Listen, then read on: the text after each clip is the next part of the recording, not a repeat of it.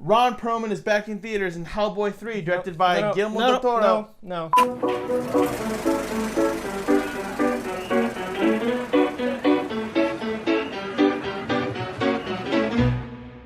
Hellboy is back in theaters, this time starring David Harbour and Ian McShane, directed by Neil Marshall, otherwise known as not Guillermo del Toro. Whoops.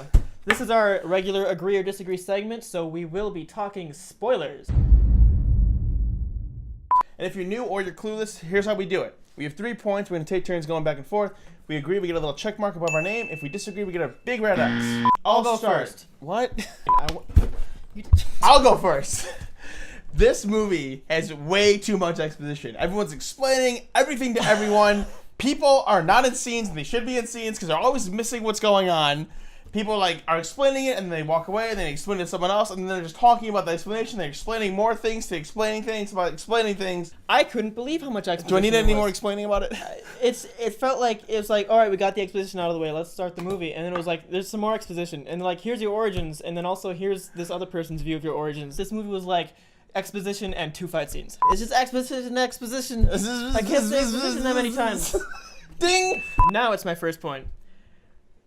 You know what? Screw it. I wrote down the same thing, and I was going to choose a different one, but this movie had so much exposition. I really did not believe that it was possible for any movie to have more exposition than Fantastic Beasts: The Crimes of Grindelwald, but this movie did, and that's really impressively bad. Impressively bad. So exposition is when you talk to someone, you set something up in the future, right? Yeah. And then you maybe have to rephrase it, but you normally don't. We're doing it now as a joke. Hey, this place has been around for thousands of years. Here's this thing. It's gonna help you because the Blood Queen did this thing. It's underneath the Ark of Infinity. You need to go there. Wait, go back. I missed everything. Say it again. Okay, I'll go back. Here's how it actually happened. This is Katana. She's got my back. I would advise not getting killed by her. Her sword traps the souls of its victims. You mentioned it was just 2 fight scenes in exposition, right? I actually liked one of the fight scenes. It's the giant fight scene. He's fighting all 3 giants. That was really cool. The fight scene with the 3 giants was great. Some not great CGI in it, but the budget was kind of low, so what do you expect? It was enjoyable. There are little glimpses of what Hellboy used to be, or what this one was trying to be, and the potential that it had. Little glimpses, but at the same time, that fight scene didn't need to happen either. There was no reason. No, not really. The whole movie didn't need to happen, to be honest. Okay, so I agree. My next point. I'm tired of the King Arthur stuff. No more King Arthur stuff. What do you mean? There's too much King Arthur stuff going on. What It's stuff? all bad. All of it's bad. What do you mean? There was a King Arthur. The last 2 years, we had a King Arthur movie. It was bad. There was a kid who would be king. Transformers tried a King Arthur thing. I don't know why. It is I, Merlin. The wizard? Remember me? It was bad. Why is Hellboy doing King Arthur? Hellboy. Yeah. It's bad. All right, I agree. There's the King Arthur. I understand the obsession. Who else? Ben-Hur's the same kind of idea. Robin Hood. Why is Hollywood? Get out of here. Give it a rest. Stop. Sorry. Having said that, though, in the beginning, when King Arthur dismembers the Queen Witch. She's the Blood Queen. Okay. She's a witch. The Blood Queen Witch. Yeah. And hides her parts throughout the entire land.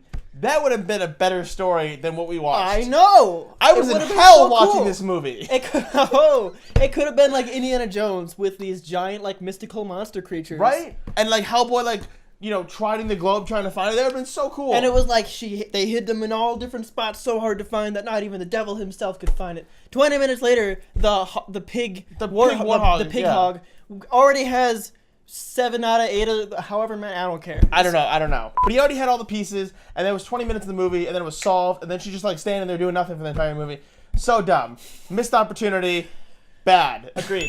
There was one good thing about this movie, and that is David Harbour. To me, he was a great Hellboy, and the poor guy, the movie took a big dump all over him with a terrible script and a bad story, and I feel bad for him. Would you say that you're harboring feelings for David Harbour? Oh! I think David Harbour as Hellboy is good. I haven't seen him in a lot of stuff, and I haven't seen the Ron Perlman version of Hellboy. You haven't seen Stranger Things, right?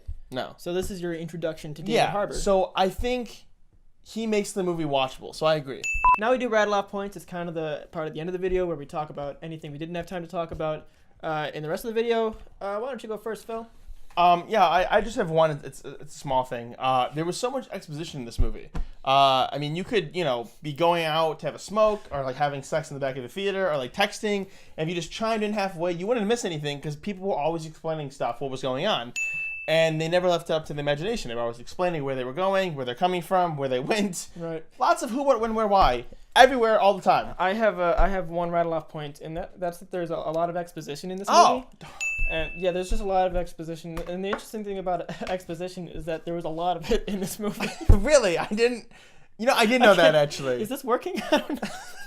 In all seriousness, though, can we please give Guillermo del Toro a budget that he wants? He wants we can't. We're poor. a studio. Oh. He wants $120 million for. Okay, all right. I only have like $10. Yeah, no, I can't. He wants $120 million, and that's not unreasonable. It's a natural progression. The second one was a bigger budget, and it made more. Give him Economics. More. There's very clearly an audience for this, and this is not what they wanted.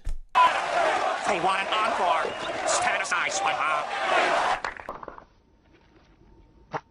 And that'll do it for this act. It was basically just all exposition and 2 fight scenes. Oh!